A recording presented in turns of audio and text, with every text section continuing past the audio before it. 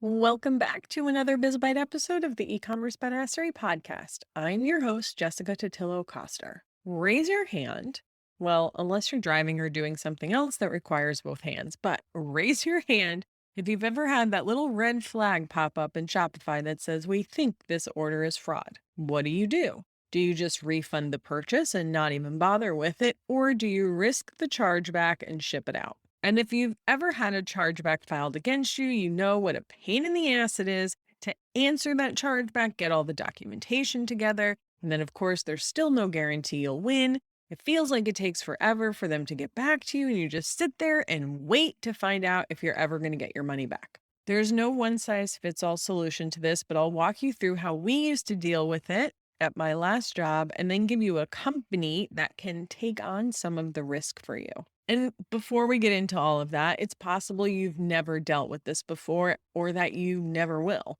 We actually had a good amount of fraud issues at my previous company, but that honestly just came with the territory of our industry and the size of our business. Now, the first thing to know is that when Shopify does give that fraud warning, it's usually because the location of the IP address where the order was placed is not near the shipping address. But that doesn't automatically mean it's fraud. For instance, we encountered a celebrity that made a very large purchase. It was over $1,000, and their billing and shipping address didn't match up. In this particular case, it was because the billing address of their credit card was that of their business manager's office, which is very common.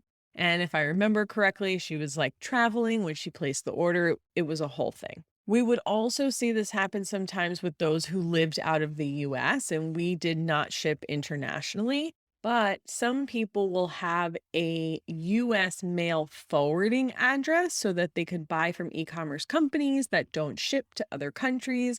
You ship it to this place and then they forward it on to the customer. On the flip side of that, though, what did usually end up being fraud were people who shipped to UPS mailboxes, which is basically like a post office box, but through UPS. I mean, when I had my subscription box, I used a UPS mailbox so that there was always someone to accept my deliveries. And then because I had it, I ended up just using it for all my personal stuff too. So it's not automatically fraud, but we just found that to be more likely. Now, for us, we took the time to do the research, right? Because we knew some of our customers used VPNs for privacy, which would explain why the IP address seemed so far away, or we came across these other instances. And honestly, the way we figured that out is I Googled the billing address and it showed me that it was this business manager for celebrities. And so that's how we kind of went down that rabbit hole. And then same thing with the mail forwarding in the UPS mailboxes. I used to just Google those shipping addresses to figure out where they were as compared to the billing address,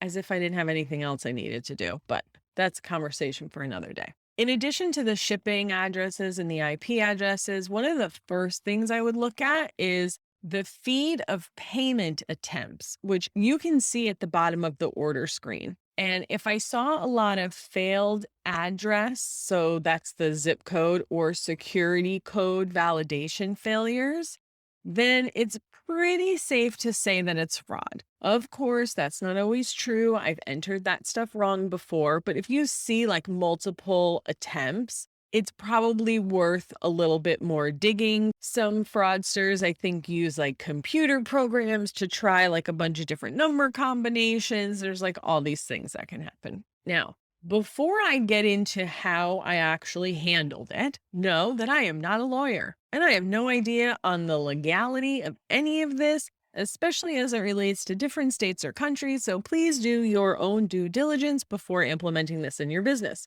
What we would do is we would reach out to the customer and ask them to verify their identity by sending us a picture of their ID. Now, this certainly wasn't foolproof. If someone stole an entire wallet, they would have the person's ID too.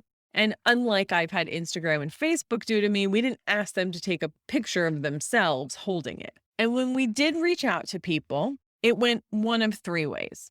Either they sent us the requested information without hesitation, they asked us to cancel their order, or they ignored us completely. We were pretty confident that the last two responses meant it was probably fraud and we saved ourselves the headache. It's hard to remember exactly how many of these so-called confirmed transactions turned out to still bring us chargebacks, but I do remember winning a lot of them. Sometimes people just file chargebacks because they don't want to pay for shit. Sometimes because we valued people's privacy. Our company name wasn't spelled out on the statement, so maybe they didn't even realize the purchase was from us. Who knows? But like I said, in most cases, we did actually win our chargebacks, which is pretty hard to do.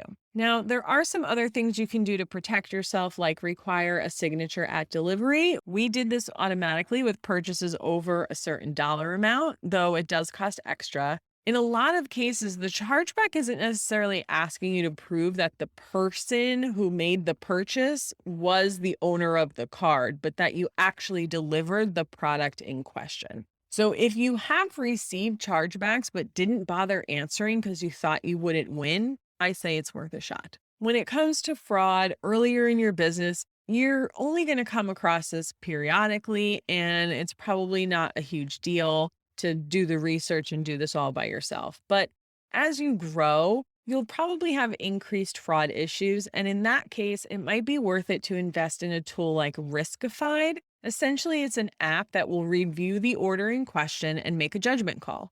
If they verify it as being a legitimate order and not fraud, they take on the liability of a potential chargeback. So it's kind of like having fraud insurance. I haven't used it, so I can't speak to the experience of working with them. But when we were researching our options back in the day, they were the go-to.